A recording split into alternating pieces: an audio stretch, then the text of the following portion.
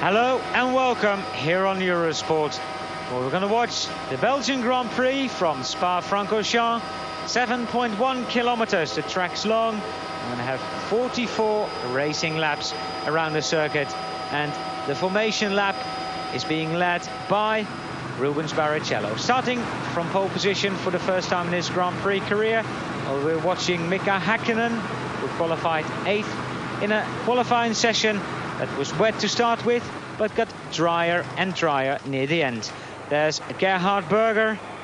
Berger, who had his 35th birthday yesterday here at Spa. And Gerhard, who qualified a fairly low 11th. Teammate Jean Alesi much higher up the grid. But Rubens Barrichello on pole position. The rest of the grid, we will talk about it in a minute, but John, you went through that the first time you're going to be on pole position. It is something special. Well, of course, Rubens Barrichello has been on pole position many times in his motor racing career, but for the first time here in Belgium, it's a Grand Prix. And the difference is that the whole world is watching Rubens Barrichello. And I know from word I've had back from Ireland, where all of Dublin and in fact the whole of the island are watching this Grand Prix, because for Jordan equally it's their first pole position. But for Rubens Barrichello, the entire South American continent, from what we have been getting messages all the way across the Atlantic here to Belgium, indicate that there is nobody not at home watching TV to see how this Brazilian is going to do from his first pole position. There we see Pierluigi Martini, and the Minardi team had something to celebrate. Not that Martini qualified 10th, but the fact that they are participating in their 150th Grand Prix here at Spa. Actually the 150th Grand Prix, of course, but it's happening here at Spa. There's the Cecil Jordan Hart and Barrichello, the Jordan team, and I think, John, we shouldn't forget the engine designer Brian Hart. Done a very good job in getting that engine running and actually taking pole position. Congratulations to the whole technical staff.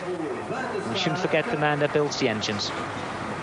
Well, Brian Hart, of course, as sanguine as ever. He came back into the Jordan motorhome last night, and it was just like another day in the office for Brian. He takes it very much in his stride. He's been involved in motor racing and Formula One many years, and of course it was 9 years ago when he had his first Grand Prix pole position, when Theo Fabi in the Tollman Hart with that 4-cylinder turbocharged engines had pole position at Nürburgring.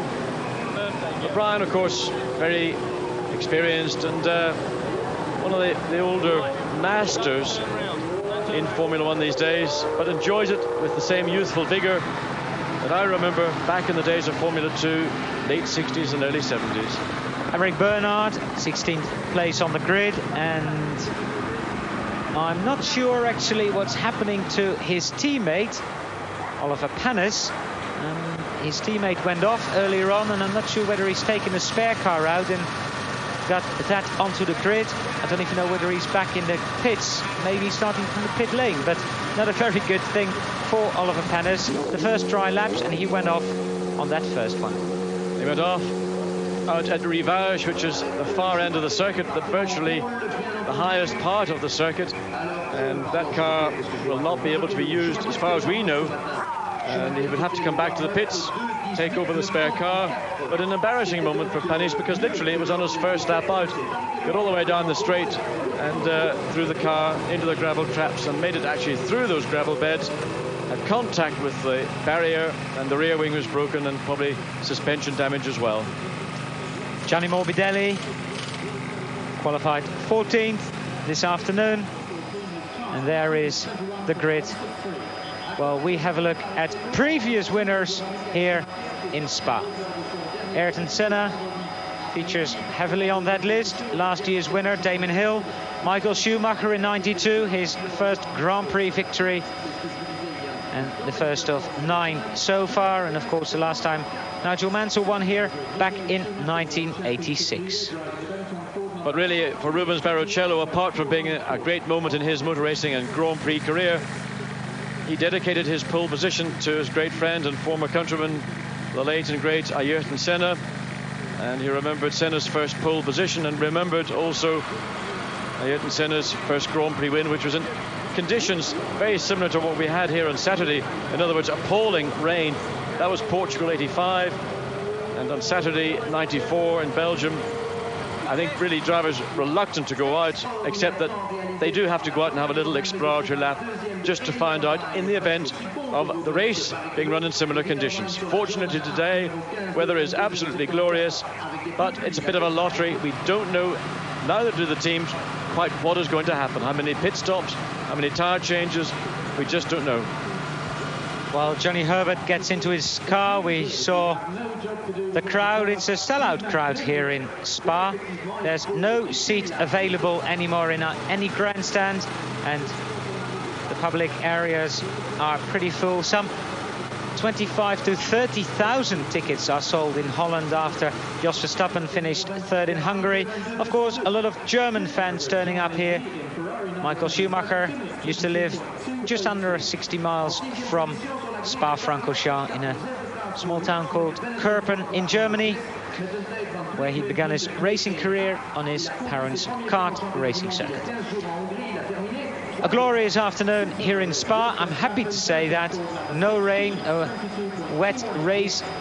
I don't think anybody was looking forward to it. Although I said to Martin Brundle yesterday, I said, "Oh, you had it sussed on Saturday morning." He says, "Oh yeah, I don't mind if it's wet tomorrow," he said. Well, Martin's had many a mile here in Spa in the rain, both in Formula One and sports cars. And nothing like a good sports car race, sitting in about 3 inches of water in that fully enclosed car. The water, of course, comes in around wheel arches and where suspension comes into the chassis. Doesn't get out very easily. So lessons learned over many years, certainly. And you could see Martin was reveling in atrocious conditions, but really, for everybody, and certainly for the 25 other competitors, these are the conditions that they would like. Just this unknown regarding how the tyres, these Goodyear B compound tyres, are going to perform. No one really knows. Only 6 competitors went out on Friday before the rain fell, so the times were very meaningless. The race speed, the lap speed, unknown as well. So this is the long shots race. Anybody has a chance, and it's going to be an exciting race. We've got 6 minutes to go, and then we'll have the green flag lap, or the parade lap. Rubens Barrichello will lead the field round, and I don't think Michael Schumacher will make the mistake again to overtake the pole position man. As ever, there Eric Comas wearing sunglasses in his LaRouche Ford. These eyes belong to Jean Alesi. 44 laps around a 7.1 kilometer circuit. Let's hope it's going to be an exciting race, and I'm sure it is going to be an exciting race. You can watch it live here on Eurosport after the break. We'll be back in a sec. There's the Spa-Francorchamps circuit from the helicopter. We are 3.5 minutes away from the start of the parade lap, and then 44 racing laps here at Spa-Francorchamps. A glorious day. It's around just, I think, under 20 degrees ambient temperature. Well, this is the lower half of the grid. Philippe Alliot, 19th in his first Grand Prix for LaRouche in 1994. Johnny Herbert, David Brabham, his best qualifying performance in the Simtek, and equaling his best qualifying performance ever. While the last call qualifier is debutant Philip Adams in the Lotus. 3 minutes to go to the start of the parade lap. There's going to be a lot to look for in the opening laps, and in particular Kiya Katayama, who just got caught out on both Friday, well, principally on Friday and to some extent on Saturday, all the way back in 23rd in the grid. Now, we've seen sterling performances from Katayama in the German Grand Prix and at the Hungaroring. Expect to see him making a major charge very quickly indeed. And also Gerhard Berger back on the 6th row of the grid in 11th place. He'll want to make his way to the front very quickly indeed. So those are two that I certainly will want to watch, because when the light goes to green, the rush from the start grid, which is slightly downhill up to La Source, is a source of problems. Schumacher leads the World Championship. Damon Hill second.